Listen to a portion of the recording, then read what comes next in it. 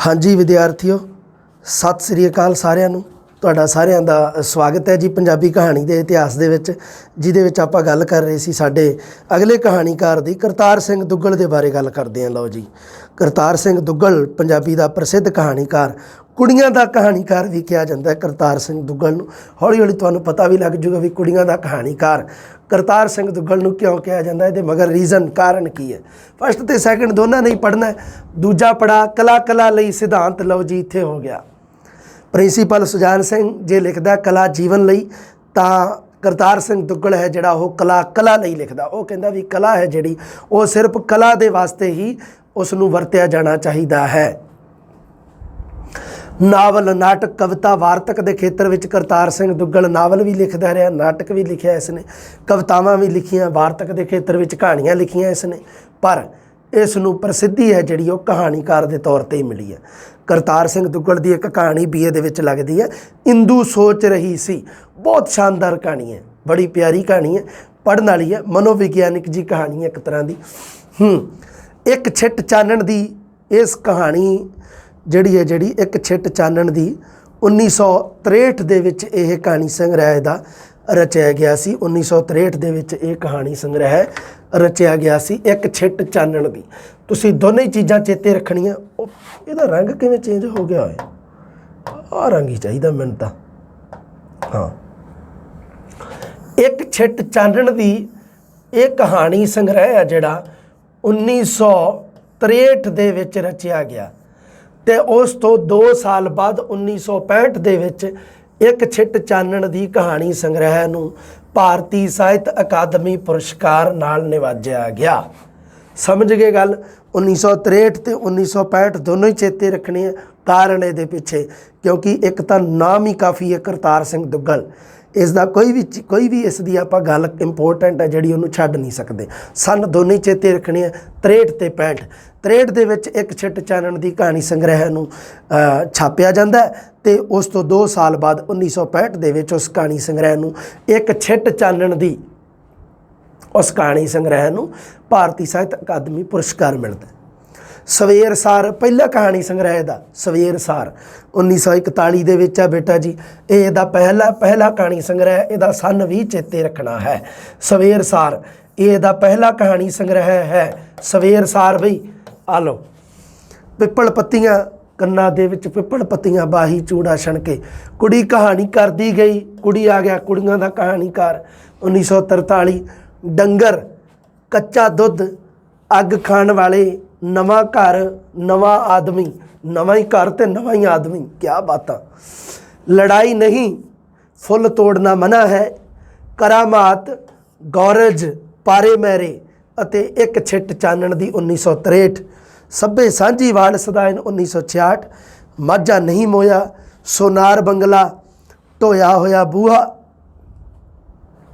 ਅਮਾਰ ਸੋਨਾਰ ਬਾਂਗਲਾ, ਬੰਗਲਾਦੇਸ਼, ਇਕਰਾਰਾਂ ਵਾਲੀ ਰਾਤ, ਤ੍ਰਿਕਾਲਾ ਵੇਲੇ, ਹੰਸਾ ਆਦਮੀ, ਪੈਣਗੇ ਵੈਣ ਡੂੰਘੇ, ਭਾਬੀ ਦਾਨ, ਬੜੀਆਂ ਕਹਾਣੀ ਸੰਗ੍ਰਹਿ ਹੈ ਇਹਦੇ।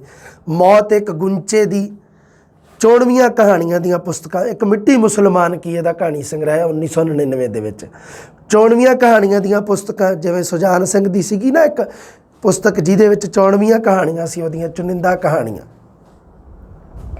ਟੋਏ ਟਿੱਬੇ, ਸਿਲਵੱਟੇ, ਮੀਲ ਪੱਥਰ, ਤਿਲ ਛੱਟ, ਮੇਰੀਆਂ ਸ੍ਰੇਸ਼ਟ ਕਹਾਣੀਆਂ। ਮੈਂ ਕਿਹਾ ਕੋਈ ਵੀ ਕਹਾਣੀ ਸੰਗ੍ਰਹਿ ਨਹੀਂ ਛੱਡਣਾ, ਸਾਰੇ ਹੀ ਲਿਖਤੇ ਮੈਂ ਟੋਟਲੀ, ਜਿੱਥੋਂ ਮੈਨੂੰ ਜਿੰਨੇ ਲੱਭੇ।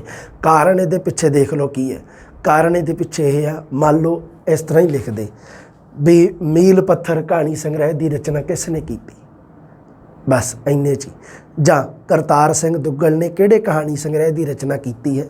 ਇੱਕ ਕਰਤਾਰ ਸਿੰਘ ਦੁੱਗਲ ਦਾ ਕਹਾਣੀ ਸੰਗ੍ਰਹਿ ਲਿਖਿਆ ਹੋਊਗਾ, ਅਤੇ ਬਾਕੀ 3 ਆਪਸ਼ਨ ਦੇ ਵਿੱਚੋਂ 3 ਬਾਕੀ ਜਿਹੜੇ ਆਪਸ਼ਨ ਉਹਨਾਂ ਦੇ ਵਿੱਚ ਕਿਸੇ ਹੋਰ ਕਹਾਣੀਕਾਰ ਦੇ ਸੰਗ੍ਰਹਿ ਦੇ ਨਾਮ ਹੋਣਗੇ, ਹੈ ਨਾ। ਜਾਂ ਹੇਠ ਲਿਖਿਆਂ ਵਿੱਚੋਂ ਕਿਹੜਾ ਕਰਤਾਰ ਸਿੰਘ ਦੁੱਗਲ ਦਾ ਕਹਾਣੀ ਸੰਗ੍ਰਹਿ ਨਹੀਂ ਹੈ। ਪ੍ਰਸ਼ਨ ਐਵੇਂ ਦੇ ਬਣਦੇ ਆ, ਪਰ ਪ੍ਰਸ਼ਨ ਇਹ ਔਖੇ ਪ੍ਰਸ਼ਨਾਂ ਦੇ ਵਿੱਚੋਂ ਆ। ਇਹਨਾਂ ਨੂੰ ਯਾਦ ਕਰਨ ਦਾ ਤਰੀਕਾ ਜਾਂ ਤਾਂ ਕੋਈ ਟ੍ਰਿਕ ਹੈ ਤਾਂ ਬਣਾ ਲਓ। ਦੇਖੋ ਮੈਂ ਤਾਂ ਨਹੀਂ ਕਦੇ ਟ੍ਰਿਕ ਬਣਾਈ। ਮੈਂ ਕੀ ਕਰਦਾ ਸੀ, ਇਹਨੂੰ 2 ਜਾਂ 3 ਵਾਰੀ 4 ਵਾਰੀ ਯਾਦ ਕੀਤਾ, ਬਾਅਦ ਦੇ ਵਿੱਚ ਰਿਪੀਟ 'ਤੇ ਜਦੋਂ ਆਪਾਂ ਇਹਨੂੰ ਕਰਦੇ ਹਾਂ ਆਪਣੇ ਆਪ ਚੇਤੇ ਰਹਿ ਜਾਂਦੀ ਹੈ ਗੱਲ। ਕਿਉਂ? ਕਿਉਂਕਿ ਬਾਕੀ 3 ਆਪਸ਼ਨ ਆ ਜਿਹੜੇ ਉਹ ਵੀ ਆਪਣੇ ਤੋਂ ਪਾਸੇ ਨਹੀਂ ਪਾਏ ਹੋਣਗੇ ਉਸਨੇ। ਪ੍ਰਸ਼ਨ ਤੁਹਾਡਾ ਗਲਤ ਨਹੀਂ ਹੁੰਦਾ ਕਦੇ ਵੀ। 3 ਜਾਂ 4 ਵਾਰੀ ਇਸ ਨੂੰ ਰੱਟਾ ਚਾੜਨ ਦੀ ਕੋਈ ਮਤਲਬ ਨਹੀਂ ਹੈ, ਕਿਉਂਕਿ 4 ਆਪਸ਼ਨ ਦਿੱਤੇ ਆ। ਸਭ ਤੋਂ ਵੱਡੀ ਗੱਲ ਇਹ ਹੈ, ਆਪਣੇ ਵਾਸਤੇ ਸਭ ਤੋਂ ਸੌਖਾ ਐਗਜ਼ਾਮੀਨਰ ਨੇ ਇੱਕ ਹੀ ਕੰਮ ਕੀਤਾ ਵਾ, ਮੈਂ ਵੇਖਿਆ ਵੀ ਉਹਨੇ 4 ਆਪਸ਼ਨ ਦੇ ਰੱਖੇ ਹੈ। ਇਸ ਤੋਂ ਸੌਖੀ ਚੀਜ਼ ਕੋਈ ਨਹੀਂ ਹੈ, ਕਿਉਂਕਿ ਉਹ ਤੁਸੀਂ ਆਪਸ਼ਨ ਕਿਤੇ ਨਾ ਕਿਤੇ ਦੇਖੇ ਹੋਣਗੇ, ਤੁਹਾਨੂੰ ਆਟੋਮੈਟਿਕ ਹੀ ਪਤਾ ਲੱਗ ਜੂਗਾ ਉੱਥੇ ਵੀ ਆਹ ਕਹਾਣੀ ਜਿਹੜੀ ਕਹਾਣੀ ਸੰਗ੍ਰਹਿ ਹੈ ਜਿਹੜਾ ਇਹ ਕਰਤਾਰ ਸਿੰਘ ਦੁੱਗਲ ਦਾ ਹੈਗਾ ਕਿ ਨਹੀਂ। ਬਸ ਉਹਨੂੰ 3 ਜਾਂ 4 ਵਾਰੀ ਚੀਜ਼ ਨੂੰ ਪੜ੍ਹਿਆ ਹੋਵੇ, ਰਿਪੀਟ ਕੀਤਾ ਹੋਵੇ, ਮਾੜਾ ਮੋਟਾ ਉਸ ਦੀ ਦੁਬਾਰੇ ਪ੍ਰੈਕਟਿਸ ਕੀਤੀ ਹੋਵੇ, ਇੰਨਾ ਹੀ ਚਾਹੀਦਾ ਬਸ, ਹੋਰ ਕੁਛ ਨਹੀਂ। ਤੁਹਾਡੇ ਮੰਨ ਲਓ ਥਿਓਰੀ ਵੀ ਕਲੀਅਰ ਹੈ ਨਾ, ਤੇ ਇਹਨਾਂ ਚੀਜ਼ਾਂ ਤੋਂ ਵੀ ਤੁਹਾਡੇ ਮਤਲਬ ਪ੍ਰਸ਼ਨ ਆ ਜਿਹੜੇ ਬਹੁਤ ਸਹੀ ਹੁੰਦੇ ਆ। ਘਬਰਾਉਣ ਦੀ ਲੋੜ ਨਹੀਂ, ਚਿੰਤਾ ਕਰਨ ਦੀ ਲੋੜ ਨਹੀਂ। ਇਹਨੂੰ ਵਾਰੀ-ਵਾਰੀ 2-4 ਵਾਰੀ ਪੜ੍ਹੋਗੇ ਤੁਸੀਂ ਤਾਂ ਆਟੋਮੈਟਿਕ ਹੀ ਪਤਾ ਲੱਗ ਜੂਗਾ। ਇੱਕ ਦੂਜੇ ਦੇ ਨਾਲ ਮੰਨ ਲਓ ਤੁਸੀਂ ਇਹਨੂੰ ਸੀਕਵਲ ਦੇ ਵਿੱਚ ਪੜ੍ਹੀ ਜਾਂਦੇ ਆ, ਫਿਰ ਤੁਸੀਂ ਮੰਨ ਲਓ ਕਰਾਮਾਤ ਜਿਵੇਂ ਯਾਦ ਹੈ ਤੁਹਾਨੂੰ, ਇਸ ਤੋਂ ਅਗਲੀ ਵੀ ਯਾਦ ਰਹੂਗੀ ਗੌਰਜ, ਉਸ ਤੋਂ ਪਾਰੇ ਮੇਰੇ ਵੀ, ਇੱਕ ਛਿੱਟ ਚਾਨਣ ਦੀ। ਹੋ ਸਕਦਾ ਸੀਕੁਐਂਸ ਦੇ ਵਿੱਚ ਨਾ ਯਾਦ ਰਹਿਣ, ਜਿਨ੍ਹਾਂ ਦੇ ਸਨ ਮੈਂ ਤੁਹਾਨੂੰ ਦੱਸਦਾ ਵੀ ਆਹ ਚੇਤੇ ਰੱਖਣੇ, ਉਹ ਸਨ ਤੁਸੀਂ ਯਾਦ ਰੱਖਣੇ। ਸਾਰੀਆਂ ਦੇ ਸਨ ਯਾਦ ਰੱਖਣ ਦਾ ਕੋਈ ਮਤਲਬ ਨਹੀਂ ਹੁੰਦਾ। ਪਹਿਲੀ ਰਚਨਾ ਹੈ, ਕੋਈ ਅਖੀਰਲੀ ਰਚਨਾ, ਕੋਈ ਸਪੈਸ਼ਲ ਰਚਨਾ, ਇਹਨਾਂ ਰਚਨਾਵਾਂ ਦੇ ਆਪਾਂ ਅੱਡ ਸਨ ਚੇਤੇ ਰੱਖਣੇ ਹੁੰਦੇ ਆ ਬਸ। ਸਾਰੇ ਨਹੀਂ, ਸਾਰੇ ਸਨ ਤੁਸੀਂ ਚੇਤੇ ਰੱਖਣ ਲੱਗੇ ਨਾ, ਫਿਰ ਇਕੱਲੇ ਸਨ ਹੀ ਚੇਤੇ ਰਹਿਣਗੇ, ਫਿਰ ਕੁਛ ਨਹੀਂ ਚੇਤੇ ਰਹਿੰਦਾ। ਸਾਰੇ ਨਹੀਂ, ਬਸ ਮੈਂ ਸਿਰਫ ਤਾਂ ਲਿਖਦਾ ਵੀ ਤੁਹਾਡੇ ਮਨ ਨੂੰ ਤਸੱਲੀ ਰਹੇ ਵੀ ਸਰ ਨੇ ਸਨ ਲਿਖਤੇ, ਆਹ ਬਹੁਤ ਵਧੀਆ ਹੋਇਆ, ਇੰਨਾ ਹੀ ਹੈ, ਹੋਰ ਕੁਛ ਨਹੀਂ ਗਾ। ਹਾਂ, ਤਿਲ ਛੱਟ ਮੇਰੀਆਂ ਸ੍ਰੇਸ਼ਟ ਕਹਾਣੀਆਂ 1988 ਦੇ ਵਿੱਚ ਸਭ ਤੋਂ ਵੱਧ ਕਹਾਣੀਆਂ ਲਿਖਣ ਵਾਲਾ ਕਹਾਣੀਕਾਰ ਕਰਤਾਰ ਸਿੰਘ ਦੁੱਗਲ। ਕਹਾਣੀ ਸੰਗ੍ਰਹਿ ਤੋਂ ਪਤਾ ਲੱਗ ਗਿਆ ਕਿੰਨੇ ਸਾਰੇ ਕਹਾਣੀ ਸੰਗ੍ਰਹਿ ਇਹਦੇ। ਸੋ ਸਭ ਤੋਂ ਵੱਧ ਕਹਾਣੀਆਂ ਪੰਜਾਬੀ ਸਾਹਿਤ ਦੇ ਵਿੱਚ ਕਰਤਾਰ ਸਿੰਘ ਦੁੱਗਲ ਨੇ ਲਿਖੀਆਂ।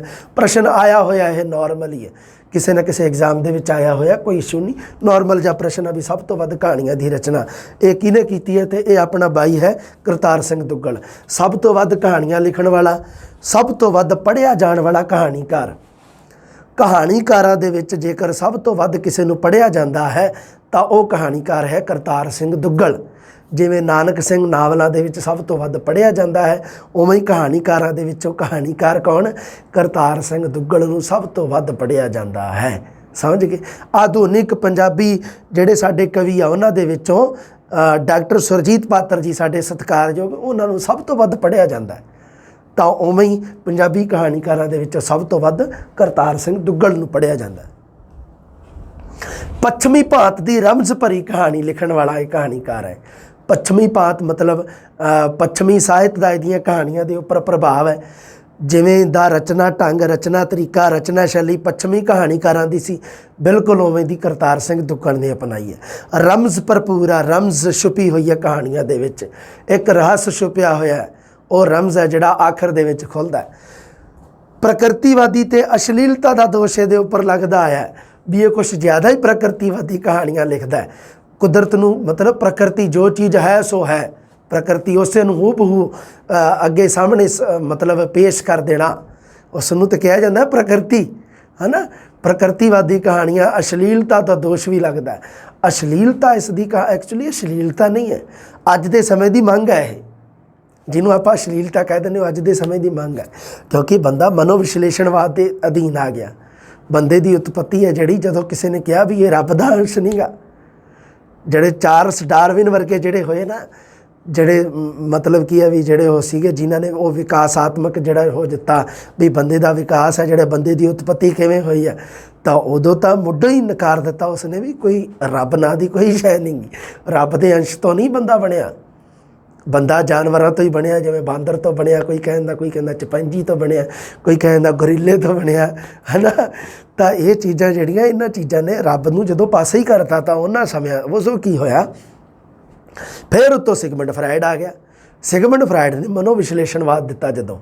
ਜਦੋਂ ਉਸਨੇ ਕੀ ਕੀਤਾ, ਕਾਮ ਸੰਬੰਧਾਂ ਦਾ ਜ਼ਿਕਰ ਕੀਤਾ, ਜਾਂ ਮੈਂ ਡਾਇਰੈਕਟ ਆਖਾਂ ਕਿ ਉਸਨੇ ਜਦੋਂ ਸੈਕਸ ਬਾਰੇ ਗੱਲਾਂ ਦੱਸੀਆਂ, ਉਹਨਾਂ ਸਥਿਤੀਆਂ ਦੇ ਵਿੱਚ ਕੀ ਹੋਇਆ ਵੀ ਉਹ ਜਿਹੜਾ ਮੁਹਾਂਦਰਾ ਜਿਹੜਾ ਉਹ ਮੂੰਹ ਮੱਥਾ ਬਦਲ ਗਿਆ ਸਮਾਜ ਦਾ, ਸਮਾਜ ਦੀ ਸੋਚਣੀ ਬਦਲ ਗਈ। ਸਮਾਜ ਕਹਿੰਦਾ ਵੀ ਜਿਵੇਂ ਰੋਟੀ ਖਾਣੀ ਜ਼ਰੂਰੀ ਹੈ, ਕੱਪੜਾ ਪਹਿਨਣਾ ਜ਼ਰੂਰੀ ਹੈ, ਉਵੇਂ ਹੀ ਮਨੋਵਿਸ਼ਲੇਸ਼ਣਵਾਦ ਮਨ ਦੀਆਂ ਮਾਨਸਿਕਤਾ ਜਿਹੜੀ ਮਨ ਦੀ, ਉਸ ਨੂੰ ਵੀ ਪਹਿਚਾਨਣਾ ਜ਼ਰੂਰੀ ਹੈ। ਇਸੇ ਕਰਕੇ ਹੀ ਤਾਂ ਕਹਾਣੀਆਂ ਦੇ ਉੱਪਰ ਵੀ, ਨਾਵਲਾਂ ਦੇ ਉੱਪਰ ਵੀ, ਕਵਿਤਾਵਾਂ ਦੇ ਉੱਪਰ ਵੀ ਇਹਨਾਂ ਚੀਜ਼ਾਂ ਦਾ ਅਸਰ ਪਿਆ, ਮਨੋਵਿਸ਼ਲੇਸ਼ਣਵਾਦ ਦਾ। ਪੱਛਮੀ ਭਾਂਤ ਦੀ ਰਮਜ਼ ਭਰੀ ਕਹਾਣੀ, ਪ੍ਰਕਿਰਤੀਵਾਦੀ ਤੇ ਅਸ਼ਲੀਲਤਾ ਦਾ ਦੋਸ਼ ਵੀ ਲੱਗਦਾ। ਮਨੁੱਖੀ ਵਿਵਹਾਰ, ਮਨੁੱਖ ਦਾ ਵਿਵਹਾਰ ਕਿਵੇਂ ਦਾ, ਮਨੁੱਖ ਇੱਕ ਤਾਂ ਹੁੰਦਾ ਸਿਧਾਂਤ, ਸਿਧਾਂਤਾਂ ਦੇ ਵਿੱਚ ਤਾਂ ਕੁਝ ਹੋਰ ਹੁੰਦਾ ਬੰਦਾ। ਅੰਦਰ ਜਦੋਂ ਆਪਾਂ ਕਿਸੇ ਦੀਆਂ ਗੱਲਾਂ ਸੁਣੀਏ ਤਾਂ ਗੱਲਾਂ ਤਾਂ ਬਹੁਤ ਸੋਹਣੀਆਂ ਕਰ ਸਕਦਾ ਕੋਈ, ਗੱਲਾਂ ਕਰਨ ਨੂੰ ਤਾਂ ਬਥੇਰੇ ਬੈਠੇ, ਵੱਡੇ ਵੱਡੇ ਮੰਤਰੀ ਬੈਠੇ ਆ ਅਹੁਦਿਆਂ 'ਤੇ, ਗੱਲਾਂ ਕਿੰਨੀਆਂ ਸੋਹਣੀਆਂ ਕਰਦੇ ਆ, ਪਰ ਕੀ ਅੰਦਰੋਂ ਸੱਚੀ ਉਹੀ ਹੈ? ਵਿਵਹਾਰ ਦੇ ਵਿਵਹਾਰਿਕ ਰੂਪ ਵਿੱਚ ਹੈ ਮਨੁੱਖੀ ਵਿਵਹਾਰ ਵਿਸ਼ੇਸ਼ ਕਰਕੇ ਕਾਮੁਕ ਪ੍ਰਵਰਤੀਆਂ ਨੂੰ ਪੇਸ਼ ਕੀਤਾ ਹੈ। ਮਨੁੱਖ ਦੇ ਵਿਵਹਾਰ ਦੇ ਵਿੱਚ ਜਿਹੜੀਆਂ ਕਾਮੁਕ ਪ੍ਰਵਰਤੀਆਂ, ਜੇ ਉਹ ਜਿਵੇਂ ਕਹਿ ਦਿੰਦਾ ਨਾ ਵੀ ਉਹ ਈਡ ਈਗੋ ਅਤੇ ਹੈ ਨਾ ਉਹਨਾਂ ਦੀ ਗੱਲ ਕਰਦਾ, ਉਹ ਦੱਬੀਆਂ ਹੋਈਆਂ ਪ੍ਰਵਰਤੀਆਂ ਜਿਹੜੀਆਂ ਦੱਬੀਆਂ ਹੋਈਆਂ ਪ੍ਰਵਰਤੀਆਂ ਉਹ ਬੰਦੇ ਨੂੰ ਕਈ ਵਾਰੀ ਅਪਰਾਧ ਦੇ ਰਾਹ 'ਤੇ ਲੈ ਜਾਂਦੀਆਂ, ਉਹ ਬੰਦੇ ਨੂੰ ਕੀ ਕਰਦੀਆਂ, ਵਿਲਨ ਟਾਈਪ ਬਣਾ ਦਿੰਦੀਆਂ। ਸੋ ਉਹ ਪ੍ਰਵਰਤੀਆਂ, ਦੱਬੀਆਂ ਹੋਈਆਂ ਪ੍ਰਵਰਤੀਆਂ ਨੂੰ ਸਾਹਮਣੇ ਕੱਢਣ ਵਾਲਾ ਕੌਣ ਹੈ? ਕਹਾਣੀਕਾਰ, ਉਹ ਹੈਗਾ ਕਰਤਾਰ ਸਿੰਘ ਦੁੱਗਲ। ਉਹਨੂੰ ਕਿਹਾ ਜਾਂਦਾ ਮਨੋ ਯਥਾਰਥਵਾਦ। ਇਹਦਾ ਕਹਾਣੀਕਾਰ ਜਿਵੇਂ ਆਪਾਂ ਪ੍ਰਗਤੀਵਾਦ ਕਹਿ ਦਿੰਦੇ ਹਾਂ, ਜਿਵੇਂ ਆਪਾਂ ਯਥਾਰਥਵਾਦ ਕਹਿ ਦਿੰਦੇ ਹਾਂ, ਪਰ ਇੱਥੇ ਕੀ ਹੈ? ਇਹਦਾ ਹੈਗਾ ਮਨੋ ਯਥਾਰਥਵਾਦ, ਮਾਨਸਿਕਤਾ ਦਾ ਯਥਾਰਥਵਾਦ। ਬੰਦਾ ਬਾਹਰੋਂ ਕੁਝ ਹੋਰ ਹੈ ਅਤੇ ਉਸ ਦੀ ਮਾਨਸਿਕ ਯਥਾਰਥ ਹੈ ਜਿਹੜਾ ਕੁਝ ਹੋਰ ਹੈ, ਬਾਹਰੀ ਯਥਾਰਥ ਹੋਰ ਹੈ, ਉਹਦਾ ਮਾਨਸਿਕ ਯਥਾਰਥ ਹੋਰ ਹੈ। ਬਿਲਕੁਲ ਹੈਗਾ। ਹਰ ਬੰਦੇ ਦੇ ਅੰਦਰ ਇੱਕ ਚੋਰ, ਇੱਕ ਡਾਕੂ ਛੁਪਿਆ ਹੋਇਆ।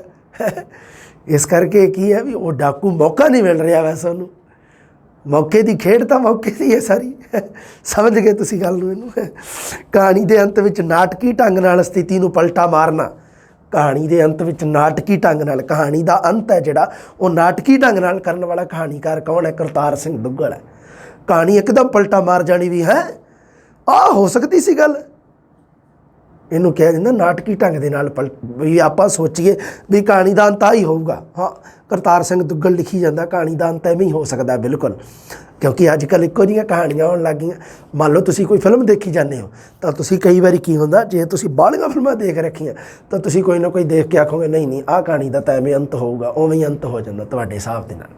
ਤੁਸੀਂ ਕਹਿ ਦਿੰਦੇ ਕੋਈ ਮਜ਼ਾ ਨਹੀਂ ਆਇਆ, ਪਤਾ ਹੀ ਸੀਗਾ ਵੀ ਇੱਥੋਂ ਇਹਨੇ ਮਾਰ ਦੇਣਾ, ਇਹਨੇ ਉਹਨੂੰ, ਇੱਥੇ ਐਂਡ ਹੋ ਜਾਊਗਾ, ਉਹਨਾਂ ਨੇ ਨਹੀਂ ਮਿਲਣਾ, ਉਹਨੇ ਉੱਥੇ ਚੱਲ ਜੂਗਾ ਲਾਸਟ ਦੇ ਵਿੱਚ, ਐਵੇਂ ਹੈ ਨਾ। ਪਰ ਕਰਤਾਰ ਸਿੰਘ ਦੁੱਗਲ ਦੀ ਕਹਾਣੀ ਦੀ ਸਭ ਤੋਂ ਵੱਡੀ ਗੁੰਝਲ ਹੈ, ਜਿਹੜੀ ਚੀਜ਼ ਆਪਾਂ ਸੋਚਦੇ ਹਾਂ ਵੀ ਕਹਾਣੀ ਦਾ ਅੰਤ ਆ ਹੋਊਗਾ, ਉਹ ਨਹੀਂ ਹੋਊਗਾ, ਨਾਟਕੀ ਅੰਤ ਹੋਊਗਾ, ਵੀ ਸੋਚਣ ਵਾਸਤੇ ਮਜਬੂਰ ਕਰ ਦੂਗਾ, ਪਸੀਨੇ ਛੁੱਟ ਜਾਣਗੇ ਇੱਕ ਵਾਰੀ ਵੀ ਆਹ ਵੀ ਅੰਤ ਹੋ ਸਕਦਾ ਕਹਾਣੀ ਦਾ। ਕਰਤਾਰ ਸਿੰਘ ਦੁੱਗਲ ਦੀ ਕਹਾਣੀ ਹੈ। ਹਾਂ, ਅੱਗੇ ਚਰਿੱਤਰ ਨੂੰ ਅਸਧਾਰਨਤਾ ਦੁਆਰਾ ਪੇਸ਼ ਕਰਨਾ, ਸਧਾਰਨ ਚਰਿੱਤਰ ਨਹੀਂ ਪੇਸ਼ ਕੀਤਾ ਕਿਸੇ ਦਾ ਵੀ, ਅਸਧਾਰਨ ਤਰੀਕੇ ਨਾਲ ਚਰਿੱਤਰ ਨੂੰ, ਕਰੈਕਟਰ ਨੂੰ ਪੇਸ਼ ਕਰਨਾ। ਸਰੋਦੀ ਕਥਾ ਯੁਗਤ ਦੀ ਵਰਤੋਂ, ਸਰੋਦੀ ਜਿਹਨੂੰ ਆਪਾਂ ਕਹਿ ਦਿੰਦੇ ਹਾਂ ਗੀਤ ਕਾਵ, ਗੀਤ ਕਾਵ ਦੇ ਨਾਲ ਸੰਬੰਧਿਤ ਕਥਾ ਯੁਗਤ। ਪੋਠੋਹਾਰੀ ਉਪਭਾਸ਼ਾ, ਯਥਾਰਥ ਦੇ ਅਣਛੋਹੇ ਕੋਨਿਆਂ ਦੀ ਝਾਤ ਪਾਉਣਾ। ਯਥਾਰਥ ਦੇ, ਦੇਖੋ ਯਥਾਰਥ ਤਾਂ ਕਈ ਤਰ੍ਹਾਂ ਦਾ, ਸਮਾਜਿਕ ਯਥਾਰਥ ਹੋ ਗਿਆ, ਰਾਜਨੀਤਿਕ ਯਥਾਰਥ ਹੋ ਗਿਆ, ਆਰਥਿਕ ਯਥਾਰਥਵਾਦ ਹੋ ਗਿਆ, ਇੱਕ ਹੁੰਦਾ ਮਨੋ ਯਥਾਰਥਵਾਦ। ਮਨੋ ਯਥਾਰਥਵਾਦ ਹੈ ਉਹ ਹਮੇਸ਼ਾ ਯਥਾਰਥ ਦਾ ਅਣਛੋਹਿਆ ਕੋਨਾ ਹੈ, ਜਿਹਨੂੰ ਕਦੇ ਵੀ ਕਿਸੇ ਨੇ ਟੱਚ ਨਹੀਂ ਕੀਤਾ। ਅਣਛੋਹਿਆ ਮਤਲਬ ਟੱਚ ਨਹੀਂ ਕੀਤਾ। ਮਨੋ ਯਥਾਰਥਵਾਦ, ਮਨ ਦਾ ਸੱਚ ਕੀ ਹੈ, ਉਸ ਤੱਕ ਕੌਣ ਪਹੁੰਚਿਆ? ਕਰਤਾਰ ਸਿੰਘ ਦੁੱਗਲ। ਪੋਠੋਹਾਰੀ ਉਪਭਾਸ਼ਾ ਬਈ ਵਰਤੀ ਹੈ, ਪੋਠੋਹਾਰੀ ਬੋਲੀ ਜਿਹੜੀ ਬੋਲੀ ਜਾਂਦੀ ਆ, ਹੈ ਨਾ, ਪੋਠੋਹਾਰੀ ਉਪਭਾਸ਼ਾ ਦੀ ਵਰਤੋਂ ਕਰਤਾਰ ਸਿੰਘ ਦੁੱਗਲ ਆਪਣੀਆਂ ਕਹਾਣੀਆਂ ਦੇ ਵਿੱਚ ਕਿਹੜੀ ਭਾਸ਼ਾ ਦੀ ਵਰਤੋਂ ਕਰਦੇ ਆ? ਕਿ ਮਾਝੀ ਦੀ, ਕਿ ਦੁਆਬੀ ਦੀ, ਕਿ ਪੁਆਧੀ ਦੀ, ਕਿ ਮਾਲਵਈ ਦੀ, ਜਾਂ ਪੋਠੋਹਾਰੀ ਦੀ। ਸੋ ਪੋਠੋਹਾਰੀ ਉਪਭਾਸ਼ਾ ਦੀ ਵਰਤੋਂ। ਕਾਮ ਵਾਸ਼ਨਾ ਤੋਂ ਅਤ੍ਰਿਪਤ ਮਨੋ ਵਿਸ਼ਲੇਸ਼ਣ ਕਹਾਣੀਆਂ ਕਿਹੜੀਆਂ? ਵੀ ਕੁਝ ਇਸ ਤਰ੍ਹਾਂ ਦੀਆਂ ਇਸਤਰੀਆਂ ਇਸ ਦੀ ਕਹਾਣੀ ਦੇ ਵਿੱਚ ਹੈ ਜੋ ਕਾਮ ਵਾਸ਼ਨਾ ਤੋਂ ਅਤ੍ਰਿਪਤ ਰਹਿ ਜਾਂਦੀਆਂ। ਉਹਨਾਂ ਕਹਾਣੀਆਂ ਦੇ, ਉਹਨਾਂ ਇਸਤਰੀਆਂ ਦੇ ਮਨ ਦਾ ਵਿਸ਼ਲੇਸ਼ਣ ਕਰਨ ਵਾਲੀਆਂ ਕਿਹੜੀਆਂ ਕਿਹੜੀਆਂ ਕਹਾਣੀਆਂ ਇਹਨੇ ਲਿਖੀਆਂ? ਦੇਖੋ, ਮੀਰਾ ਮੁਸੱਲੀ ਕਹਾਣੀ ਕਿਵੇਂ ਬਣੀ, ਚੱਕਮਾਕ, ਨੇਤਰਹੀਣ, ਪਾਰੇ ਮੇਰੇ ਗੁਲਾਮ, ਗੁਲਸ਼ਨ ਤੇ ਮੈਨਾ ਭਾਬੀ, ਇਹ ਕਹਾਣੀਆਂ ਜਿਹੜੀਆਂ ਉਹਨਾਂ ਇਸਤਰੀਆਂ ਦੇ ਬਾਰੇ ਹੈ ਜੋ ਕਾਮ ਵਾਸ਼ਨਾ ਤੋਂ ਅਤ੍ਰਿਪਤ ਰਹਿ ਜਾਂਦੀਆਂ, ਜਾਂ ਕਹਿ ਲਓ ਵੀ ਉਹ ਅਣਜੋੜ ਵਿਆਹ ਹੋ ਗਿਆ ਉਹਨਾਂ ਦਾ। ਵੀ ਮਤਲਬ ਕੀ ਹੈ ਵੀ ਉਹ ਅਣਜੋੜ ਵਿਆਹ ਹੋ ਗਿਆ, ਜਾਂ ਕੋਈ ਉਸ ਦੀ ਉਮਰ ਜ਼ਿਆਦਾ, ਜਾਂ ਉਹਦਾ ਆਪਸ ਦੇ ਵਿੱਚ ਕੋਈ ਮੇਲ ਮਿਲਾਪ ਨਹੀਂ, ਆਪਸ ਦੇ ਵਿੱਚ ਕੋਈ ਰਿਸ਼ਤਾ ਨਹੀਂ ਫਿੱਟ ਬੈਠ ਰਿਹਾ ਪਤੀ ਪਤਨੀ ਦਾ, ਜਾਂ ਕਹਿ ਲਓ। ਤਾਂ ਉਹ ਸਥਿਤੀ ਦੇ ਵਿੱਚ ਜਿਹੜੀ ਮਾਨਸਿਕ ਉਹ ਮਨੋਵਿਸ਼ਲੇਸ਼ਣ ਵਾਲੀ ਅਤ੍ਰਿਪਤੀ ਜਿਹੜੀ ਪੈਦਾ ਹੁੰਦੀ ਹੈ ਕਾਮ ਵਾਸ਼ਨਾ ਦੇ ਕਾਰਨ, ਉਸ ਨੂੰ ਲੈ ਕੇ ਕੁਝ ਮਨੋਵਿਸ਼ਲੇਸ਼ਣ ਕਹਾਣੀਆਂ ਲਿਖੀਆਂ। ਉਹਨਾਂ ਕਹਾਣੀਆਂ ਦੇ ਨਾਮ ਮੈਂ ਲਿਖਤੇ ਆ। ਮਨੋਵਿਗਿਆਨਿਕ ਦ੍ਰਿਸ਼ਟੀਕੋਣ ਤੋਂ ਪਸ਼ੂਆਂ ਦੀ ਕਾਮ ਵਾਸ਼ਨਾ ਦਾ ਵੀ ਜ਼ਿਕਰ ਕੀਤਾ ਇਹਨੇ ਕਹਾਣੀਆਂ ਦੇ ਵਿੱਚ। ਇਹ ਕਾਮ ਵਾਸ਼ਨਾ ਸਿਰਫ ਮਨੁੱਖ ਤੱਕ ਹੀ ਸੀਮਿਤ ਨਹੀਂ ਰਹੀ ਇਹਦੀਆਂ ਕਹਾਣੀਆਂ ਦੀ, ਸਗੋਂ ਕੀ ਹੈ ਕਿ ਉਸ ਦੀ ਮਨੋਵਿਗਿਆਨਿਕ ਦ੍ਰਿਸ਼ਟੀਕੋਣ ਤੋਂ ਪਸ਼ੂਆਂ ਦੀਆਂ ਕਾਮ ਵਾਸ਼ਨਾਵਾਂ, ਕਹਾਣੀ ਦੇ ਵਿੱਚ ਦਰਸਾਈਆਂ ਗਈਆਂ, ਜਿਵੇਂ ਕਿਹੜੀਆਂ ਵੱਢ ਵਿੱਚ ਇੱਕ ਸਵੇਰ, ਸ਼ਹਿਰਜ਼ਾਦ, ਮੁੱਤੀਆ ਤੇ ਮੁੰਨੀ। ਇਹ ਕਹਾਣੀਆਂ ਜਿਹੜੀਆਂ ਇਹ ਮਨੋਵਿਗਿਆਨਿਕ ਦ੍ਰਿਸ਼ਟੀਕੋਣ ਤੋਂ ਆ, ਜਿਹਦੇ ਵਿੱਚ ਪਸ਼ੂਆਂ ਦੀ ਅੰਦਰ ਦੀ ਜਿਹੜੀ ਕਾਮੁਕਤਾ ਹੈ ਉਸ ਨੂੰ ਦਰਸਾਇਆ ਗਿਆ ਹੈ। ਇਹਨਾਂ ਕਹਾਣੀਆਂ ਦੇ ਵਿੱਚ ਕਿਹੜਾ ਕਹਾਣੀਕਾਰ ਹੈ ਜੋ ਪਸ਼ੂਆਂ ਦੇ ਨਾਲ ਸੰਬੰਧਿਤ ਮਨੋਵਿਸ਼ਲੇਸ਼ਣ ਕਹਾਣੀਆਂ ਲਿਖਦਾ ਹੈ? ਤਾਂ ਉਹ ਹੈਗਾ ਜੀ, ਹੋ ਸਕਦਾ ਹੈ ਵੀ ਕਾਮੁਕ ਸ਼ਬਦ ਦੀ ਵਰਤੋਂ ਨਾ ਕਰੇ, ਪਸ਼ੂਆਂ ਦੇ ਨਾਲ ਸੰਬੰਧਿਤ ਮਨੋਵਿਸ਼ਲੇਸ਼ਣ ਕਹਾਣੀਆਂ। ਤਾਂ ਉਹ ਜਿਹੜਾ ਕਹਾਣੀਕਾਰ ਕੌਣ ਹੈ? ਕਰਤਾਰ ਸਿੰਘ ਦੁੱਗਲ ਹੈ। ਭਾਰਤ ਪਾਕ ਵੰਡ ਪ੍ਰਸਿੱਧ ਵਿਸ਼ਾ ਰਿਹਾ ਸਾਡੇ ਕਹਾਣੀਕਾਰਾਂ ਦਾ, ਨਾਵਲਕਾਰਾਂ ਦਾ। ਤਾਂ ਉਹਨਾਂ ਨੇ ਕੀ ਕੀਤਾ? ਭਾਰਤ ਪਾਕ ਵੰਡ ਦੇ ਨਾਲ ਸੰਬੰਧਿਤ ਕਰਤਾਰ ਸਿੰਘ ਦੁੱਗਲ ਨੇ ਕਹਾਣੀਆਂ। ਡੰਗਰ ਤੇ ਅੱਗ ਖਾਣ ਵਾਲੀ ਇੱਕ ਕਰਾਮਾਤ ਦੀ ਸ੍ਰੇਸ਼ਟ ਕਹਾਣੀ ਹੈ। ਕਰਾਮਾਤ ਗੁਰੂ ਨਾਨਕ ਦੇਵ ਜੀ ਦੇ ਨਾਲ ਸੰਬੰਧਿਤ ਕਹਾਣੀ ਹੈ, ਵੀ ਜਦੋਂ ਗੁਰੂ ਨਾਨਕ ਦੇਵ ਜੀ ਉਹ ਪੱਥਰ ਜਿਹੜਾ ਰੋਕਦੇ ਆ, ਉਸ ਦੇ ਨਾਲ ਸੰਬੰਧਿਤ ਕਹਾਣੀ। ਕਰਾਮਾਤ ਬਾ ਕਮਾਲ ਸ਼ੈਲੀ ਦੇ ਵਿੱਚ ਲਿਖੀ ਗਈ ਕਹਾਣੀ, ਬੜੀ ਸ਼ਾਨਦਾਰ ਹੈ ਕਰਾਮਾਤ। ਅਗਰ ਪ੍ਰਸ਼ਨ ਕੁਦਰਤੀ ਆ ਜੇ ਵੀ ਕਿਹੜੇ ਗੁਰੂ ਦੇ ਨਾਲ ਸੰਬੰਧਿਤ ਹੈ ਕਹਾਣੀ, ਤਾਂ ਇਹ ਗੁਰੂ ਨਾਨਕ ਦੇਵ ਜੀ ਦੇ ਨਾਲ ਸੰਬੰਧਿਤ ਕਹਾਣੀ ਦਾ ਅਨੁਭਵ ਖੇਤਰ ਹੈ ਜਿਹੜਾ ਕਰਤਾਰ ਸਿੰਘ ਦੁੱਗਲ ਦੀ ਕਹਾਣੀ ਦਾ ਐਕਸਪੀਰੀਅੰਸ ਏਰੀਆ। ਮਤਲਬ ਇੱਕ ਕਰਤਾਰ ਸਿੰਘ ਦੁੱਗਲ ਦਾ ਅਨੁਭਵ ਹੈ ਜਿਹੜਾ ਉਹ ਕਿੰਨੇ ਖੇਤਰ ਨੂੰ ਕਵਰ ਕਰ ਸਕਦਾ ਹੈ। ਦੇਖੋ, ਇੱਕ ਤਾਂ ਸਾਮੰਤਵਾਦੀ ਪੋਠੋਹਾਰ ਦੀ ਜੀਵਨ ਪੱਧਤੀ ਤੋਂ ਲੈ ਕੇ ਮਹਾਨਗਰ ਤੱਕ ਦੇ ਮਨੁੱਖੀ ਸੰਬੰਧਾਂ ਤੱਕ ਫੈਲਿਆ ਹੋਇਆ। ਸਾਮੰਤਵਾਦ ਸੀ ਨਾ, ਅੰਗਰੇਜ਼ਾਂ ਦੇ ਆਉਣ ਤੋਂ ਪਹਿਲਾਂ ਸਾਮੰਤਵਾਦ। ਕਰਤਾਰ ਸਿੰਘ ਦੁੱਗਲ ਦੇ ਕਹਾਣੀ ਦੇ ਵਿਸ਼ੇ ਅੰਗਰੇਜ਼ਾਂ ਦੇ ਆਉਣ ਤੋਂ ਪਹਿਲਾਂ ਤੋਂ ਲੈ ਕੇ ਆਧੁਨਿਕ ਯੁੱਗ ਮਹਾਨਗਰੀ ਦਾ ਜੀਵਨ ਤੱਕ ਇਸ ਦਾ ਕਹਾਣੀ ਅਨੁਭਵ ਫੈਲਿਆ ਹੋਇਆ। ਚੇਤੇ ਰੱਖਣੀ ਹੈ ਗੱਲ। ਕੱਲੀਆਂ ਐਵੇਂ ਨਹੀਂ ਹੈ ਵੀ ਕਾਮੁਕ ਪ੍ਰਵਰਤੀ ਦੇ ਨਾਲ ਸੰਬੰਧਿਤ ਹੀ ਕਹਾਣੀਆਂ ਲਿਖੀਆਂ। ਅੱਗੇ ਹੋਰ ਦੇਖ ਲਓ, ਧਾਰਮਿਕ ਅੰਧ ਵਿਸ਼ਵਾਸ ਸੰਬੰਧੀ, ਵਹਿਮਾਂ ਭਰਮਾਂ ਸੰਬੰਧੀ, ਪਖੰਡਾਂ ਸੰਬੰਧੀ, ਵਿਖਾਵੇ ਸੰਬੰਧੀ ਕਹਾਣੀਆਂ ਦੇਖ ਲਓ ਕਿਹੜੀਆਂ। ਔਂਤਰੀ, ਤੇਰੀ ਬਾਂਦਰੀ ਰੁੜਦੀ ਜਾਂਦੀ ਤੇ ਕਾਲਾ ਵੀਰ। ਇਹ ਕਹਾਣੀਆਂ ਜਿਹੜੀਆਂ ਇਹ ਧਾਰਮਿਕ ਅੰਧ ਵਿਸ਼ਵਾਸ, ਵਹਿਮਾਂ ਭਰਮਾਂ ਦੇ ਨਾਲ ਸੰਬੰਧਿਤ ਕਹਾਣੀਆਂ। ਚੇਤੇ ਰੱਖਣੇ ਆ ਤੁਸੀਂ ਨਾਮ ਇਹਨਾਂ ਦੇ। ਸਿੱਖੋਂ ਤੋਂ ਬਾਅਦ ਪੱਛਮੀ ਨਿੱਕੀ ਕਹਾਣੀ ਦਾ ਪ੍ਰਭਾਵ ਕਬੂਲਿਆ। ਦੇਖੋ, ਪੰਜਾਬੀ ਕਹਾਣੀਕਾਰਾਂ ਦੇ ਵਿੱਚੋਂ ਸਭ ਤੋਂ ਪਹਿਲਾਂ ਪੱਛਮੀ ਕਹਾਣੀ ਦਾ ਪ੍ਰਭਾਵ ਸੰਤ ਸਿੰਘ ਸੇਖੋਂ ਨੇ ਕਬੂਲਿਆ, ਕਿਉਂਕਿ ਸੰਤ ਸਿੰਘ ਸੇਖੋਂ ਹੈ ਜਿਹੜਾ ਉਹ ਬਹੁਤ ਜ਼ਿਆਦਾ ਵਿਦਵਾਨ ਸੀ। ਉਸ ਨੇ ਪੱਛਮੀ ਜਿਹੜਾ ਸੀਗਾ ਸਾਹਿਤ ਉਹ ਵੀ ਪੜ੍ਹਿਆ ਹੋਇਆ ਸੀ। ਉਸ ਨੂੰ ਪੱਛਮੀ ਕਲਾ ਬਾਰੇ ਬਹੁਤ ਜਾਣਕਾਰੀ ਸੀ, ਪੱਛਮੀ ਸਾਹਿਤ ਕਲਾ ਬਾਰੇ, ਪੱਛਮੀ ਸਾਹਿਤ ਵਿਧੀਆਂ ਬਾਰੇ, ਪੱਛਮੀ ਸਾਹਿਤ ਸ਼ੈਲੀ ਬਾਰੇ ਬੜੀ ਜਾਣਕਾਰੀ ਸੀ। ਉਵੇਂ ਹੀ ਕਰਤਾਰ ਸਿੰਘ ਦੁੱਗਲ ਨੂੰ ਸੀ। ਸੋ ਸੰਤ ਸਿੰਘ ਸੇਖੋਂ ਤੇ ਕਰਤਾਰ ਸਿੰਘ ਦੁੱਗਲ ਅਜਿਹੇ ਕਹਾਣੀਕਾਰ ਹੈ ਜਿਨ੍ਹਾਂ ਨੇ ਪੱਛਮੀ ਕਲਾ ਦਾ ਪ੍ਰਭਾਵ ਕਬੂਲਿਆ। ਸੰਤ ਸਿੰਘ ਸੇਖੋਂ ਤੋਂ ਬਾਅਦ ਅਗਲਾ ਨਾਮ ਕਰਤਾਰ ਸਿੰਘ ਦੁੱਗਲ ਦਾ। ਘਟਨਾ ਪ੍ਰਬੰਧ ਦੀ ਥਾਂ ਤੇ ਪਾਤਰ ਉਸਾਰੀ ਨੂੰ ਪ੍ਰਮੁੱਖਤਾ ਦਿੱਤੀ ਹੈ। ਪ੍ਰਿੰਸੀਪਲ ਸੁਜਾਨ ਸਿੰਘ ਦਾ ਤੁਸੀਂ ਕੀ ਪੜ੍ਹਿਆ ਸੀ? ਕਥਾਨਕ ਨੂੰ ਪ੍ਰਮੁੱਖਤਾ ਦਿੱਤੀ ਹੈ, ਪਲਾਟ ਨੂੰ, ਗੋਂਦ ਨੂੰ। ਪਰ ਕਰਤਾਰ ਸਿੰਘ ਦੁੱਗਲ ਕਿਹਨੂੰ ਦਿੰਦਾ ਹੈ ਪ੍ਰਮੁੱਖਤਾ? ਪਾਤਰ ਉਸਾਰੀ ਨੂੰ।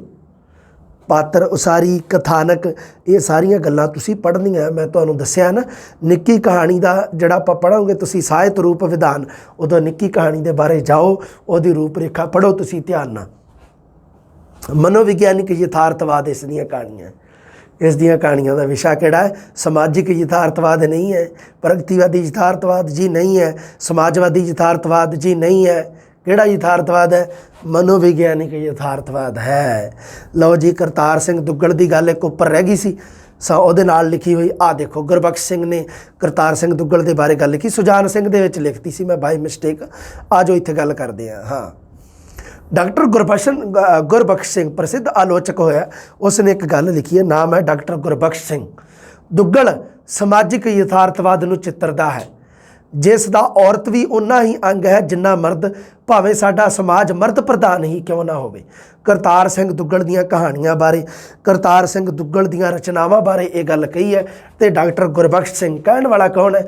ਡਾਕਟਰ ਗੁਰਬਖਸ਼ ਸਿੰਘ। ਕਰਤਾਰ ਸਿੰਘ ਦੁੱਗਲ ਮੈਂ ਲਿਖਤਾ ਸੀਗਾ। ਇਹ ਗੱਲ ਹੈ ਜਿਹੜੀ ਇਹ ਕਰਤਾਰ ਸਿੰਘ ਦੁੱਗਲ ਬਾਰੇ ਆਖੀ ਹੈ। ਕਿਹਦੇ ਬਾਰੇ ਆਖੀ ਹੈ? ਨਾਮ ਹੈ ਕਰਤਾਰ ਸਿੰਘ ਦੁੱਗਲ, ਜਿਸ ਨੂੰ ਕਿਹਾ ਜਾਂਦਾ ਹੈ ਕੁੜੀਆਂ ਦਾ ਕਹਾਣੀਕਾਰ। ਡਾਕਟਰ ਗੁਰਬਖਸ਼ ਸਿੰਘ ਕਹਿੰਦਾ ਵੀ ਸਮਾਜਿਕ ਯਥਾਰਥਵਾਦ ਨੂੰ ਇਸ ਨੇ ਚਿੱਤਰਿਆ। ਤਾਂ ਉਹਦੇ ਵਿੱਚ ਦੇਖੋ, ਸਮਾਜ ਦੇ ਵਿੱਚ ਔਰਤ ਵੀ ਆਉਂਦੀ ਹੈ ਤੇ ਮਰਦ ਵੀ ਆਉਂਦਾ, ਪਰ ਸਾਡਾ ਸਮਾਜ ਮਰਦ ਪ੍ਰਧਾਨ ਹੈ। ਚਾਹੇ ਗੁਰਬਖਸ਼ ਸਿੰਘ ਕਹਿੰਦਾ ਵੀ ਠੀਕ ਹੈ, ਆਪਣਾ ਸਮਾਜ ਮਰਦ ਪ੍ਰਧਾਨ ਹੈ, ਪਰ ਕਰਤਾਰ ਸਿੰਘ ਦੁੱਗਲ ਨੇ ਔਰਤ ਨੂੰ ਵੀ ਉਨੀ ਤਵੱਜੋ ਦਿੱਤੀ ਹੈ ਤੇ ਮਰਦ ਨੂੰ ਵੀ ਉਨੀ ਤਵੱਜੋ ਦਿੱਤੀ ਹੈ। सो दोनों नूं बराबर तवज्जो देने वाला साडा कहानीकार कौन है?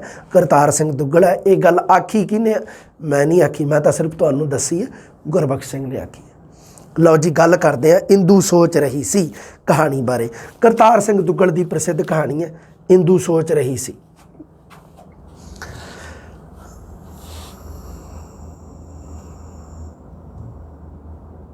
एक मिनट ठीक है, हाँ। सो कहानी का नाम है बेटा जी इंदू सोच रही सी।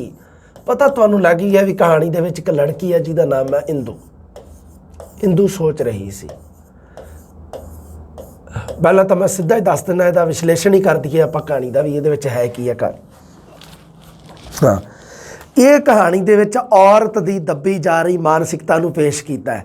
एक गल चेते रखनी है तुसीं, पहली गल तुसीं चेते रखनी है, औरत की दबी मानसिकता नूं पेश कीता है। औरत की दबी हुई मानसिकता, औरत के मन दे विच पता नहीं किन्नियां क गल्लां विचारी दे अंदर सुपने है जिहड़े वो किन्ने क दबे होए है, उस दी मानसिकता नूं पेश कीता है। उस कहानी दे विच औरत की मानसिकता नूं पेश कीता है। अगली गल देखो किहड़ी है, इस कहानी दे विच ये दस्सिया गया है भी मर्द प्रधान समाज दे विच औरत की कोई जगह नहीं है। ये भी गल इस कहानी दे विच दसी हुई है। जदों तुसीं कहानी पढ़ोगे फिर तुहानूं पता लग जूगा भी मर्द प्रधान जिहड़ा समाज है साडा, मर्द प्रधान ही कहा जाता है ना, बंदा ही प्रधान है कि नहीं। मर्द प्रधान समाज विच मुखिया जिहड़ा कौन है? मर्द है। मर्द प्रधान समाज विच औरत की जगह है जिहड़ी वो कोई नहीं है। वाकई सही गल है। इहदियां कहानियां पढ़न तो पता लगता औरत की कोई जगह नहीं इस मर्द प्रधान समाज दे विच।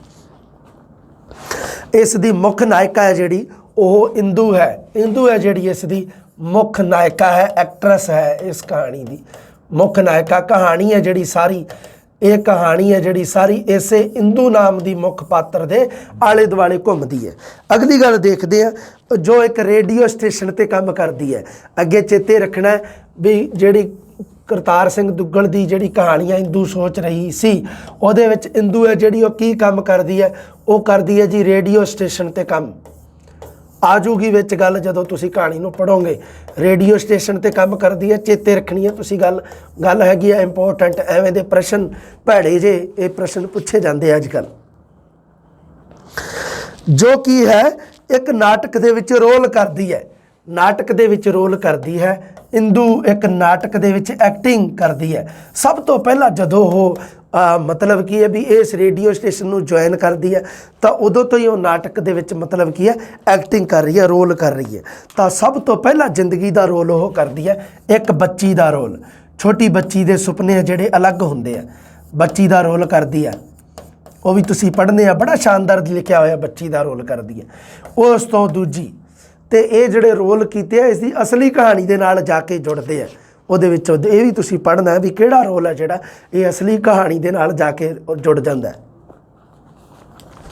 फिर अगला रोल है ਜਿਹੜਾ ਉਹ एक छोटी भैन का रोल करती है। छोटी भैन रोल मैं ये ਜਿਹੜੇ रोल मतलब एक्टिंग ਜਿਹੜਾ ਹੁੰਦਾ ना किरदार, एक्टिंग ਦੇ ਵਿੱਚ किरदार ਜਿਹੜਾ ਹੁੰਦਾ करैक्टर जिन्हों आप कह दिंदे आ, किरदार जिन्हों आप पंजाबी ਦੇ ਵਿੱਚ ਕਿਹਾ ਜਾਂਦਾ भी किरदार किहदा निभाया उन्हें। सब तो पहला बच्ची का किरदार अपनी जिंदगी दे विच सब तो पहला वो बच्ची का किरदार अदा करती है। उस तो बाद दूजे नंबर ते वो छोटी भैन का किरदार अदा करती है। तीजे नंबर ते एक जवान जहान कुड़ी का किरदार अदा करती है। जवान जहान कुड़ी दियां सदरां इच्छावां जिहड़ियां वो होर है, जवान जहान कुड़ी कहा जाता उसनूं। जवान कुड़ी मतलब ते अंत दे विच की है, अंत दे विच वो एक माँ का रोल करती है, माँ का किरदार अदा करती है। 4 नंबर ते किरदार किहदा अदा करती है? माँ का। माँ का किरदार अदा करती है तो उस ते की हुंदा है, वो किरदार दे विच वो गल है जिहड़ी उसदी असली जिहड़ी माँ है उस दी जिंदगी दे नाल जाके जुड़ती है, असली माँ दे नाल। कहानीकारा इंदू दी असली माँ दे नाल तां वो फिर सोचती रहिंदी है, अंत दे विच सोच रही सी। पहला जिहड़ा वो जदों पहला पार्ट करती है जिहड़ा उसनूं कदी नहीं सी विसरदा, उस नाटक विच वो एक तरखाण दी बच्ची बनी सी। एक बच्ची तां बनी सीगी पर किहदी? एक तरखाण दी बच्ची। तरखाण ਤਰਖਾਣ। ਲਓ ਜੀ, ਤਰਖਾਣ ਦੀ ਬੱਚੀ ਦਾ ਉਹ ਰੋਲ ਅਦਾ ਕਰਦੀ ਹੈ। ਉਸ ਤੋਂ ਬਾਅਦ ਛੋਟੀ ਭੈਣ ਦਾ, ਫਿਰ ਉਹ ਜਵਾਨ ਜਹਾਨ ਕੁੜੀ ਦਾ। ਤਾਂ ਜਵਾਨ ਜਹਾਨ ਕੁੜੀ ਦੇ ਵਿੱਚ ਨਾ ਇੱਕ ਉਹ ਮਤਲਬ ਕਿ ਕਰਤਾਰ ਸਿੰਘ ਦੁੱਗਲ ਨਾ ਥੋੜ੍ਹਾ ਸਰੋਦੀ ਲਿਖਿਆ ਸੀ ਨਾ ਸ਼ਬਦ, ਸਰੋਦੀ ਜਿਹਾ ਲਿਖਦਾ ਹੈ। ਮਤਲਬ ਵਿੱਚ ਕੀ ਹੈ, ਮਤਲਬ ਉਹ ਗੀਤ ਕਾਵ ਜੇ ਲਿਖਦਾ। ਇੱਥੇ ਲਿਖਿਆ ਦੇਖੋ ਕਿਵੇਂ, ਇੱਕ ਹੋਰ ਨਾਟਕ ਵਿੱਚ ਕਿਸੇ ਨੇ ਉਹਦੇ ਲਈ ਗਾਇਆ ਸੀ। ਇੱਕ ਨਾਟਕ ਉਹਨੇ ਕੀਤਾ ਜਿਹਦੇ ਵਿੱਚ ਉਹ ਜਵਾਨ ਜਹਾਨ ਕੁੜੀ ਬਣਦੀ ਹੈ ਜਦੋਂ, ਤਾਂ ਕੋਈ ਉਹਦੇ ਵਾਸਤੇ ਗਾ ਰਿਹਾ ਹੈ ਕਿ ਹੁਣੇ ਬੋਲ ਨਾ ਭਾਵੇਂ ਬੋਲ ਸੱਜਣ, ਬਹਿ ਵੰਜੀਏ ਤੇਰੇ ਕੋਲ ਸੱਜਣ, ਸਾਨੂੰ ਇਤਨੀ ਹੀ ਦੇ ਦੇ ਖੁੱਲ੍ਹ ਸੋਹਣੇ। ਇਹ ਕਾਵਕ ਜੀ ਸ਼ੈਲੀ ਦੇ ਵਿੱਚ ਲਿਖਿਆ ਹੋਇਆ ਹੈ ਨਾ। ਇਸ ਨੂੰ ਕਿਹਾ ਜਾਂਦਾ ਸਰੋਦੀ। ਸਰੋਦੀ ਸ਼ਬਦ ਆਇਆ ਸੀ ਨਾ, ਇਹਦੇ ਨਾਲ ਹੀ ਸੰਬੰਧਿਤ ਆ, ਕਰਤਾਰ ਸਿੰਘ ਦੁੱਗਲ ਦੇ ਨਾਲ ਸੰਬੰਧਿਤ ਆ। ਹਾਂ, ਇੰਦੂ ਸੋਚ ਰਹੀ ਸੀ ਕਿ ਅੱਜ ਉਸ ਨੂੰ ਮਾਂ ਦਾ ਪਾਠ ਕਰਨ ਲਈ ਕਿਹਾ ਗਿਆ ਸੀ। ਬੱਚੀ ਨਹੀਂ, ਕੁਆਰੀ ਕੰਜਕ ਨਹੀਂ, ਜਵਾਨ ਗੋਰੀ ਨਹੀਂ, ਇੱਕ ਮਾਂ ਦਾ ਪਾਰਟ। ਘਰ ਦੇ ਖਲ ਜਗਣਾ ਵਿੱਚ ਫਸੀ ਆਪਣੇ ਬੱਚਿਆਂ ਦੇ ਪਿਤਾ ਦੀ ਉਡੀਕ ਕਰ ਰਹੀ ਮਾਂ, ਜੋ ਆਪਣੇ ਬੱਚਿਆਂ ਦੀ ਉਡੀਕ ਕਰ ਰਹੀ ਸੀ, ਜੋ ਆਪਣੇ ਮਤਲਬ ਕਿ ਆਪਣੇ ਪਤੀ ਦੀ ਉਡੀਕ ਕਰ ਰਹੀ ਸੀ। ਉਸ ਮਾਂ ਦੇ ਬਾਰੇ ਜੋ ਕਿ ਆਪਣੇ ਬੱਚਿਆਂ ਨੂੰ, ਆਪਣੇ ਬੱਚਿਆਂ ਦੇ ਪਿਤਾ ਦੀ ਉਡੀਕ ਕਰ ਰਹੀ ਹੈ, ਆਪਣੇ ਪਤੀ ਦੀ ਉਡੀਕ ਕਰ ਰਹੀ ਹੈ। ਸੋ ਉਵੇਂ ਹੀ ਜਿਵੇਂ ਉਸ ਦੀ ਮਾਂ ਕਦੇ ਉਸ ਦੇ ਪਿਤਾ ਦੀ ਉਡੀਕ ਕਰਦੀ ਹੁੰਦੀ ਸੀ। ਕਹਾਣੀ ਨੂੰ ਪ੍ਰੋਪਰ ਪੜ੍ਹਿਓ ਤੁਸੀਂ। ਅੰਤ ਦੇ ਵਿੱਚ ਇੰਦੂ ਸੋਚ ਰਹੀ ਸੀ ਕਿ ਮਾਂ ਤੋਂ ਪੁੱਛੇ, ਆਪਣੀ ਮਾਂ ਨੂੰ ਪੁੱਛੇ, ਉਹ ਅਸਲੀ ਮਾਂ ਜਿਹੜੀ ਉਹਨੂੰ ਪੁੱਛੇ, ਮਾਂ ਤੂੰ ਵੀ ਸਾਰੀ ਉਮਰ ਜੀਵਨ ਦੇ ਰੰਗ ਮੰਚ 'ਤੇ ਨਾਟਕ ਖੇਡਦੀ ਰਹੀ, ਨਾਟਕ ਖੇਡਦੀ ਖੇਡਦੀ ਮਾਂ ਬਣ ਗਈ। ਇੰਦੂ ਸੋਚ ਰਹੀ ਸੀ। ਇੱਥੇ ਹੈ ਜਿਹੜੀ ਇਹ ਕਹਾਣੀ ਖਤਮ ਹੋ ਜਾਂਦੀ ਹੈ। ਵੀ ਅੰਤ ਦੇ ਵਿੱਚ ਉਹ ਸੋਚਦੀ ਹੈ ਕਿ ਮੈਂ ਵੀ ਆਪਣੀ ਮਾਂ ਨੂੰ ਪੁੱਛਾਂ ਵੀ ਜਿਵੇਂ ਮੈਂ ਇੱਕ ਕਰੈਕਟਰ ਕਿਰਦਾਰ ਨਿਭਾਉਣੀ ਆ ਨਾਟਕ ਦੇ ਵਿੱਚ, ਕਿ ਤੂੰ ਵੀ ਅਸਲੀ ਰੰਗਮੰਚ 'ਤੇ ਆਹੀ ਕਿਰਦਾਰ ਨਿਭਾਉਂਦੀ ਰਹੀ। ਕਿਉਂਕਿ ਜਦੋਂ ਉਹ ਇੱਕ ਮਾਂ ਦਾ ਰੋਲ ਅਦਾ ਕਰਨ ਵਾਸਤੇ ਕਿਹਾ ਜਾਂਦਾ ਉਸ ਨੂੰ, ਉਹ 4 ਤਰ੍ਹਾਂ ਦੇ ਰੋਲ ਕਰਦੀ ਹੈ। ਬੱਚੀ ਦਾ, ਛੋਟੀ ਭੈਣ ਦਾ, ਜਵਾਨ ਜਹਾਨ ਕੁੜੀ ਦਾ, ਇੱਕ ਮਾਂ ਦਾ ਰੋਲ ਕਰਦੀ ਹੈ। ਇਹਦਾ ਮਾਂ ਦਾ ਰੋਲ ਸਭ ਤੋਂ ਇੰਪੋਰਟੈਂਟ ਦੱਸਿਆ ਗਿਆ ਮਾਂ ਦੇ ਰੋਲ ਦੇ ਵਿੱਚ, ਕਿਉਂਕਿ ਜਦੋਂ ਉਹ ਮਾਂ ਦਾ ਰੋਲ ਅਦਾ ਕਰਦੀ ਹੈ, ਇੱਕ ਐਸੀ ਮਾਂ ਦਾ ਰੋਲ ਜੋ ਆਪਣੇ ਬੱਚਿਆਂ ਦੇ ਪਿਤਾ ਦੀ ਉਡੀਕ ਕਰ ਰਹੀ ਹੈ, ਵੇਟ ਕਰ ਰਹੀ ਹੈ ਵੀ ਉਹ ਘਰੇ ਆਵੇ, ਸ਼ਾਮ ਨੂੰ ਕੰਮ ਤੋਂ ਆਵੇ ਜਾਂ ਘਰੇ, ਜਾਂ ਕਿਵੇਂ ਵੀ ਲਾ ਲਓ ਤੁਸੀਂ।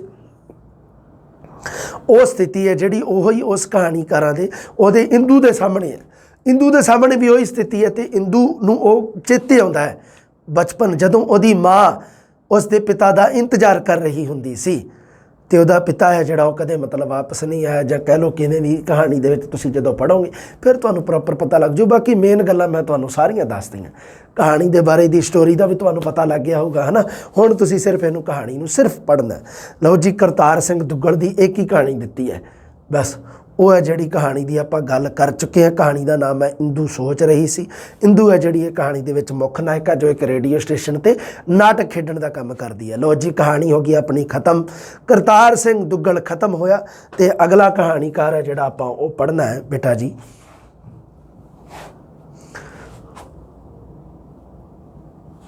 ਹਾਂਜੀ, ਲਓ ਬੇਟਾ ਜੀ, ਆਪਾਂ ਅਗਲਾ ਕਹਾਣੀਕਾਰ ਹੈ ਜਿਹੜਾ, ਜਿਹਦਾ ਨਾਮ ਹੈ ਕਰਤਾਰ ਸਿੰਘ ਦੁੱਗਲ ਤੋਂ ਬਾਅਦ ਹੈ, ਲਓ ਜੀ, ਕੁਲਵੰਤ ਸਿੰਘ ਵਿਰਕ। ਵਾਹ ਜੀ ਵਾਹ, ਕਿਆ ਬਾਤ ਹੈ। ਇਹਦੇ ਬਾਰੇ ਗੱਲ ਕਰਾਂਗੇ ਜੀ, ਜਲਦੀ ਮਿਲਦੇ ਹਾਂ ਜੀ। ਰੱਬ ਰਾਖਾ।